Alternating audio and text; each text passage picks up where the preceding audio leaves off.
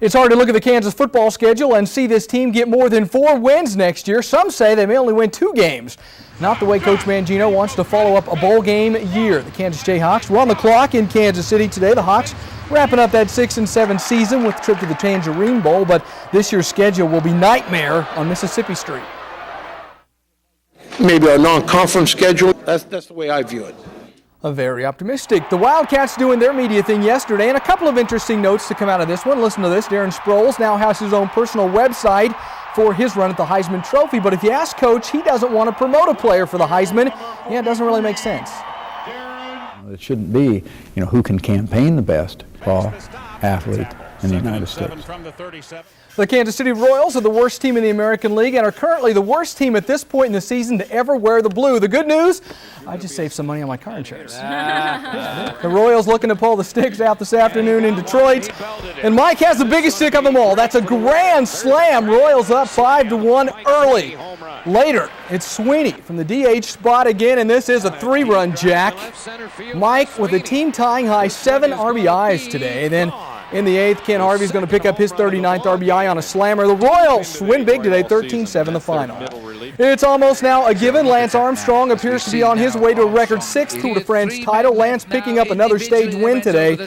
He has improved his lead to 4 minutes, 9 seconds, just 3 more stages to go. And finally, since we sent our Robbie Wyman to the Big 12 Media Day today, we had him stop off in Olathe and shoot some Kansas amateur golf video. Wichita State Hutch product, Jesse Schultz, having a great week, winning individual play yesterday. Jesse also won both of his match play matches today, so he's got a couple more to go tomorrow, and he could win the whole thing. Good stuff, Alan. Thanks. We'll be back after this. Stay here.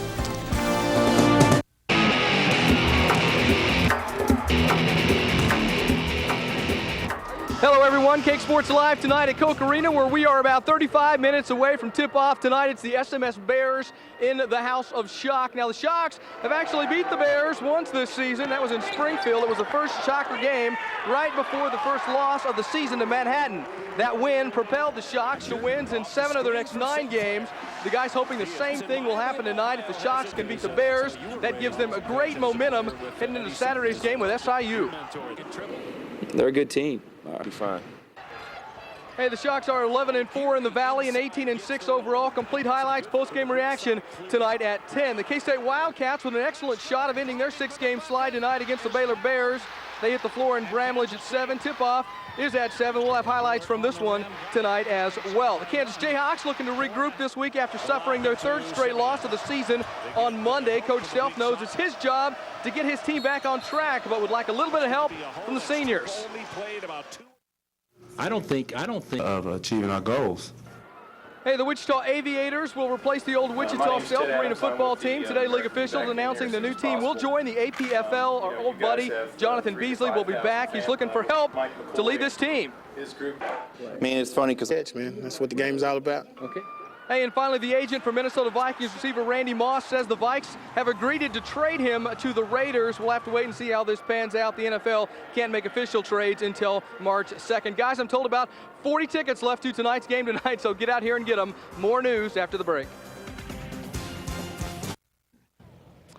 Hello, everyone. KAKE Sports Live on the River tonight. We'll tell you why in just a second. First, those Shockers. Gene Stevenson's team, well, having a shocker handed to them last night as they let Oral Roberts, the Golden Eagles, come to the Eck and spank them 12-zip.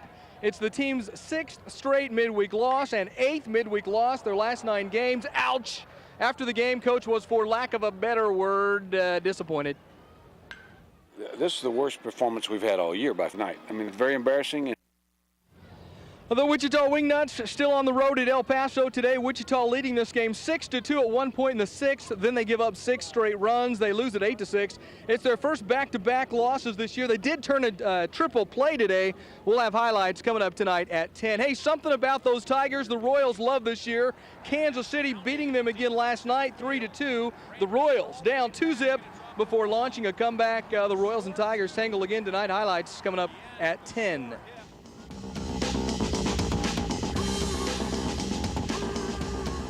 Time for some Prep Sticks regional action at Collegiate against 21-0 undefeated Wichita Independent. The Panthers up 5, but here come the Spartans. Bases juiced. When that one gets past the left fielder and keeps on rolling, that will clear all the bases, but Bayonte is out at third trying to get that third bag. Next inning, though, game tied at 5 when Collegiate throws the ball away on the pickoff move, and Indy's Ian Smith is trucking on around to third. That's a good thing because a couple of batters later he'd score. Last check in this one, 6-5, Independent leading in the third. Out to El Dorado we go. The host El Dorado Wildcats top-seeded Central Jags, and Ben Minahan will toss some high heat. Good on the Jags early. Top of the third now, El Dorado's Chris Locke. He's a lock to get an RBI. That scores 1. El Dorado takes the lead in this one. El Dorado would also show some pretty good defense. They're going to come up with the 5-2-3 double play, but the Jags are good. They go on to win 4-1. Hey, coming up tonight at 10, KAKE Sports announcing our final 5 candidates for the KAKE Sports Student Athlete of the Year Award. You know the drill. All year long, we go out and feature some of the best area student athletes that our area has to offer. Tonight at 10, we pick the final 5. Next Wednesday, we will give out our KAKE Sports Student Athlete of the Year Award. Okay, KAKE Sports is live on the river tonight. We will tell you why, and well, here's why. Let's roll the video on this thing. Take a look at this. Once again, KAKE Sports lucky enough to be invited to play in the Riverfest $1 Million Hole-in-One Challenge. You might recall it's the 6th year KAKE Sports has played in this event, and we've taken second 3 times. Would this finally be our year? Well, no. We took second again, this time to our old buddy Casey Walkup. The winner getting $1,000 donated to their favorite charity. Mine was for Harry Hines Hospice Care. 6 times, 4 seconds. Maybe next year will be our year. That will do it from the River Guys. Much more news coming up after the break. Boy, what a Sunday night for the Chiefs. Yeah, it was kind of like a frat party. 5 players, 4 police calls, 3 fights, 2 spit masks, and a quarterback getting tasered.